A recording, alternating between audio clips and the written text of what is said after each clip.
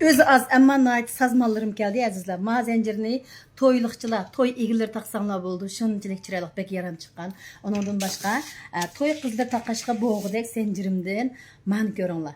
Yaman çıraylık, bek suluq, özü unda bek ziyad çoğ emas. Toy qızlarga, toyluq aldığanlarga nait emas geldi. Yani birisi bolsa ma zincirim. Mana altın xallarda altınsi en aldın setilayotgan mallarımızınki kaplama altın pasollarını çıkardı. Onun üstüne mallarımızınki o'sha nimelerimi çoğun kichiklikimi şu kaplama nima sap altın bilan o'xshash chiqdi ya mana ma halqisi ko'sanlar bo'ldi. Shunda chiroyli. Anda ma atlas zincirimdan mal kepti. Ma atlas zincirimmi yomon chiroyli qizlar. Ma qaranglar. Nim degan yomon bu texnik deganni qaranglar. Atlas köynekninki tağaqları var bu atlas tağaqları. Şu atlas tağaqları o mu o'xshash chiqibdi qaranglar. Bek chiroyli mana atlasi ko'rdinglarmi? Mana qizlar cho'qim bir evlanglar jimo ma atlas zincirimni bek chiroyli chiqibdi amma lekin. Andan ma o qanaqmaya bir zincirim batdi.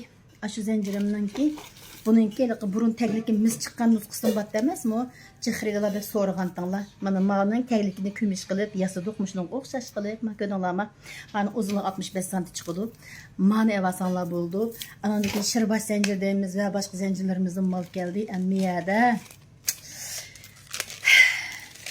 oltinsiningki, sap oltinsining nimasi nusxa puli 110 ga chiqdi ekan-ku.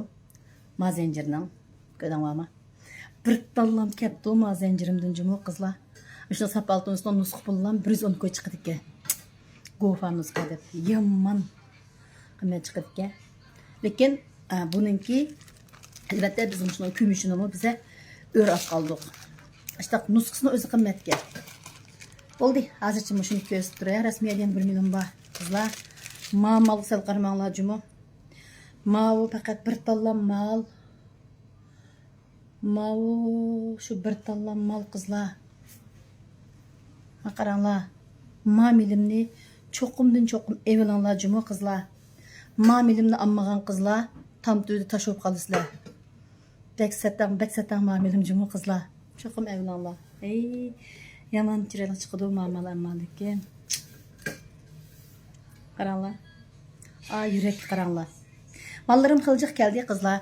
Bizning yakanda, Hotel Nida, Hotel Lopta, Ürümçide dukanlarımız var. Şu dukanları berip körüp asanlan buldu. Anandiken Ürümçideki dukan adresimiz olsa Ürümçi Müsenişxanza Jola Soğut Sarayı'nınki maşın to'xtash meydanından kiriplarında sol taraf qarsanlar, dükkanın beshida mening filmlerim chiqib turdi. Bek asan tapa olasizlar. Cuma azizlarim. Bo'ldi, meni go'nja qilinglar, yangilik mallarni chiqarib beraman.